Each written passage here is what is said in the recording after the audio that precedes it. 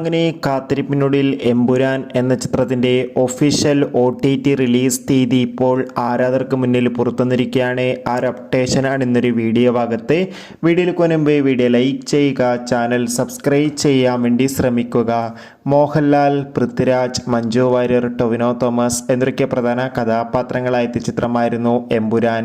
എല്ലാ സിനിമാ പ്രേമികളും ഒരേപോലെ ചിത്രത്തിൻ്റെ ഓരോ അപ്ഡേഷനും അറിയാൻ വേണ്ടി കാത്തിരിക്കുകയായിരുന്നു.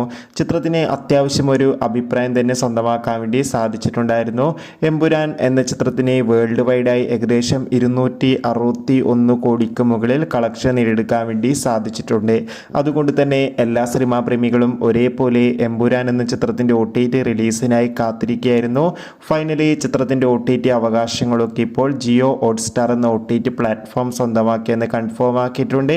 കാത്തിരിപ്പിനൊടുവിൽ എമ്പുരാൻ എന്ന ചിത്രം ഈ വരുന്ന ഏപ്രിൽ 24 OTT റിലീസ് ചെയ്യുമെന്ന് ഒഫീഷ്യലായി കൺഫേം ആക്കിയിട്ടുണ്ട്. കാത്തിരിക്കാം കൂടുതൽ അപ്ഡേഷൻ അറിയാൻ വേണ്ടി.